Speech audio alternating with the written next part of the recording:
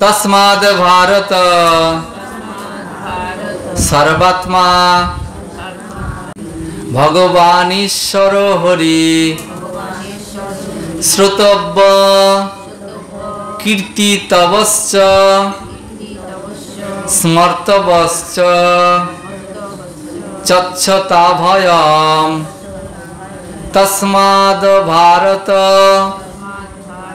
सर्वात्मा भगवान ईश्वर हरि श्रोतव्य कीर्तिव्य वच्च स्मर्तवच्च तदा भयम्। हे भारत, समस्त दुख दुर्दशा থেকে যে মুক্ত হওয়ার বাসনা করে তাকে অবশ্যই পরমাত্মা পরম নিয়ন্ত্রা এবং সমস্ত দুঃখ হরণকারী পরমেশ্বর ভগবানের কথা শ্রবণ কীর্তন এবং স্মরণ করতে হয়। তাহলে বুঝতে পেরেছেন? বলছে সমস্ত দুঃখ থেকে যে মুক্ত হওয়ার বাসনা করে। এই জগৎটা হচ্ছে উৎকণ্ঠার জগৎ। এই জগতে আমরা জন্মগ্রহণ করার পর থেকে উৎকণ্ঠায় ভুগি, তাই না? মানে দুঃখে কষ্টে ভুগি। তাহলে এই দুঃখ দুর্দশা থেকে যদি মুক্ত হওয়ার বাসনা করি, বাসনাটা আনতে হবে।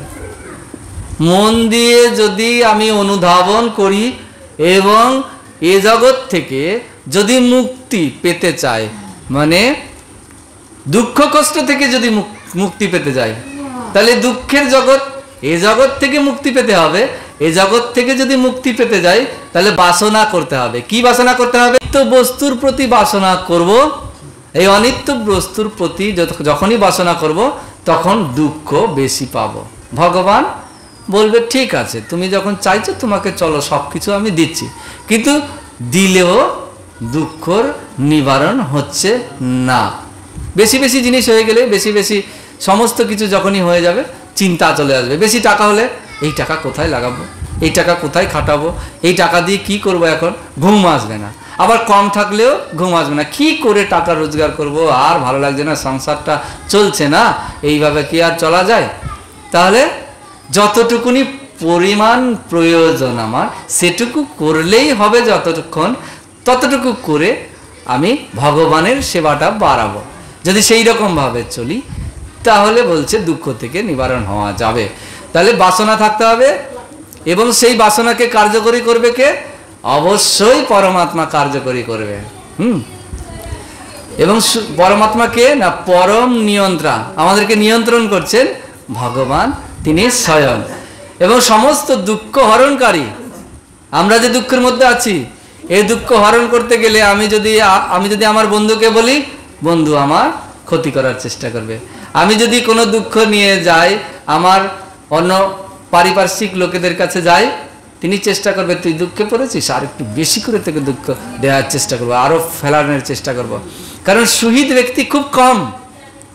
একমাত্র সাধুগুরুর সঙ্গ লাভ করার ফলে, সাধু গুরু বৈষ্ণবদের সঙ্গে যদি আলোচনা করা হয় ওনারা ভালো যুক্তি দেবে, কিন্তু ওনাদের যুক্তি আমাদের কাছে তিতা লাগবে, তিতা, তাই না? তিতা লাগবে কেন? ভালো যুক্তি খারাপ লাগবে, আর খারাপ যুক্তি ভালো লাগবে, তাই না? কেন তিতা লাগবে? তিতা লাগলে কি হবে না, নিম পাতা তিতা, নিম গাছের ছাল তিতো। তাহলে নিম পাতা আর নিম গাছের ছাল যদি শরীরে ঢোকানো যায় তাহলে কি হবে? অনেক রোগ থেকে উপশম পাবো, তাই না? কিন্তু এই নিম পাতা ঢোকাবো শরীরে, উরি বাবা তিতা না, এইটা আমি খাবোই না, কারণ রোগ ভালো হয়ে যাবে তো, খাবো না। আর যদি বলি মিষ্টিটা একটা নাও, আরেকটা নাও না, আরেকটা নাও না, দাও দাও দাও, আরেকটা দাও না, দাও, তাহলে মিষ্টি চিনি খুব ভালো লাগে, তাই না? তাহলে সেটা যদি খাই শরীরের পক্ষে ক্ষতিকর, না? তাহলে সুগার হওয়ার সম্ভাবনা আছে, তাহলে রোগ বাড়বে, তাই না? আর তাই বলছে ভগবান যে তিনি হচ্ছেন সমস্ত দুঃখ হরণকারী ভগবান, আর ভগবানের ভক্তরাও দুঃখ হরণকারী। কারণ ভগবান যেমন সচ্চিৎ আনন্দময়, ভগবানের ভক্তরাও সবসময় সচ্চিৎ আনন্দময় থাকতে চায় ভগবানের সঙ্গ লাভ করার ফলে মাধ্যম দিয়ে। তাহলে যিনি দুঃখে থাকবেন, যিনি কষ্ট পাবেন, তার দুঃখ কষ্ট কোথায় গিয়ে বলতে হবে? একমাত্র ভগবানের ভক্ত যারা তাদের কাছে বলতে হবে। কোনোদিনও গিয়ে যদি বলা হয়, বন্ধুর কাছে বলা হয়, শত্রু হয়ে যাবে, পরবর্তীকালে বুঝতে পারা যাবে এ তো আমার ভালো করেনি, এ আমার খারাপ করেছে। হ্যাঁ, পাড়া প্রতিবেশী, আত্মীয় স্বজন সকলকেই দেখা যাবে যে ওনারা আমার ভালো করার চেষ্টা করলো, কিন্তু পরবর্তীকালে সেটা হয়ে গেল খারাপ। কিন্তু সাধুগুরু বৈষ্ণব ভালো করার চেষ্টা করবে, মানে সঠিক তথ্যটা দেবে। যখন সঠিক তথ্যটা মেনে নিয়ে আমি শুনে সেটাকে করব, তখন আমার ভালো হবে। আর যদি না করি, যে সাধু যা বলছে তিতা আমি খাবো না, মিষ্টি খাবো, তিতা খেতে যাবো কেন, তাই না? তখনই আমাদের দুঃখ বেশি করে আমরা জড়িয়ে পড়ব। তাই বলছে ভগবান, বোঝাতে চেষ্টা করছেন যে পরম আত্মা, হ্যাঁ, এবং পরম নিয়ন্ত্রা, যিনি আমাদেরকে নিয়ন্ত্রণ করছেন, এবং সমস্ত দুঃখের হরণকারী পরমেশ্বর ভগবানের কথা সবসময় শ্রবণ করতে হবে বেশি বেশি করে। হরণকারী কেন? সমস্ত দুঃখ হরণকারী কেন? মানে দুঃখ হরণকারী একমাত্র হরণকারী হচ্ছেন ভগবান। তিনি আমাদের দুঃখকে হরণ করে নিতে পারেন। কারণ কিভাবে? না, তখনই হরণ করবেন যখন আমরা ভগবানের কাছে যাব।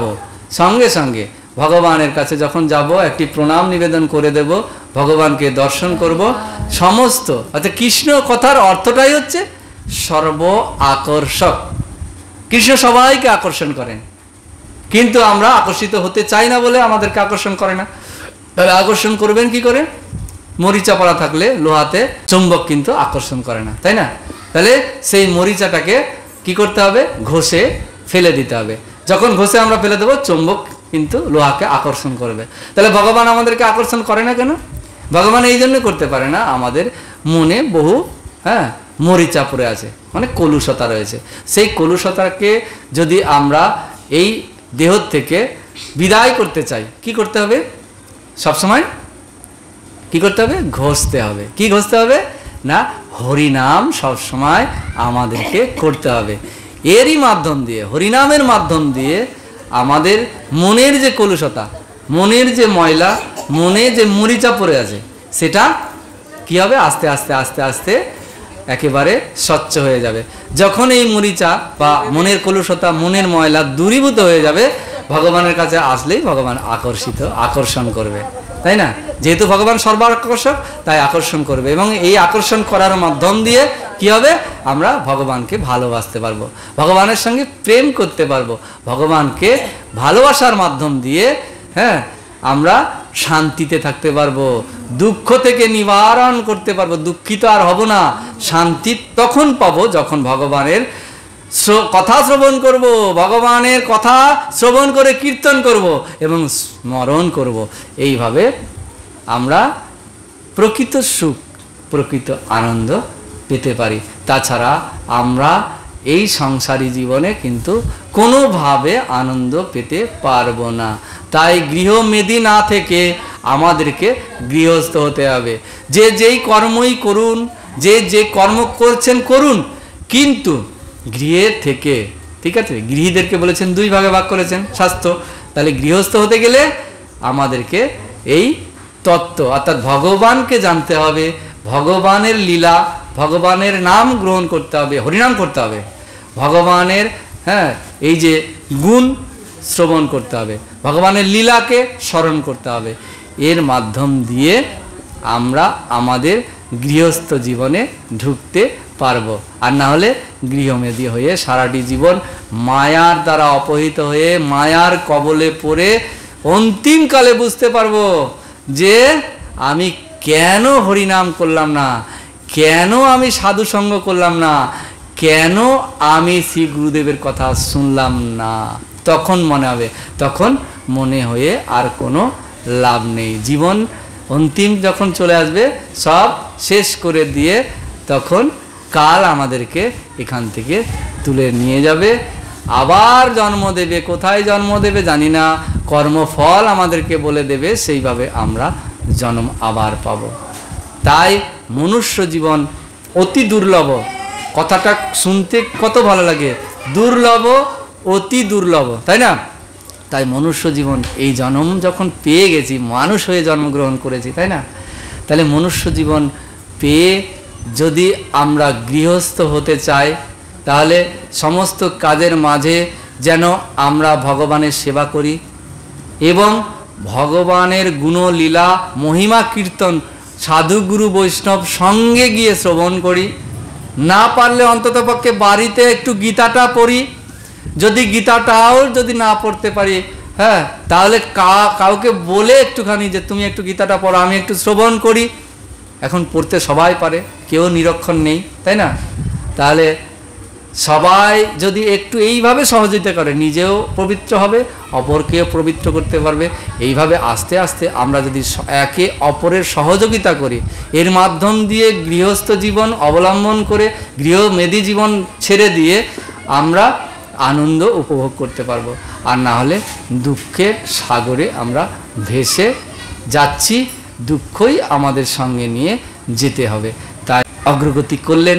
তো এইভাবে প্রতিদিন সাধুসঙ্গ করুন, শাস্ত্রকথা শ্রবণ করুন এবং সেটা মনে গেঁথে নিয়ে আপনারা আপনাদের বাড়ির যারা আছে তাদেরকে একটুখানি শ্রবণ করান, তারাও একটু ওপরের দিকে যাওয়ার চেষ্টা করুক, তাই না? এবং মনের কলুষতাগুলো মুক্ত হোক। এটা সবাই যেন আমরা একসঙ্গে ভগবত ধামে ফেরত যেতে পারি, সেই চিন্তাটা সবাই করবেন। কারণ একার মাধ্যম দিয়ে ভগবান কাউকে নিয়ে যেতে পারে না, তাই না?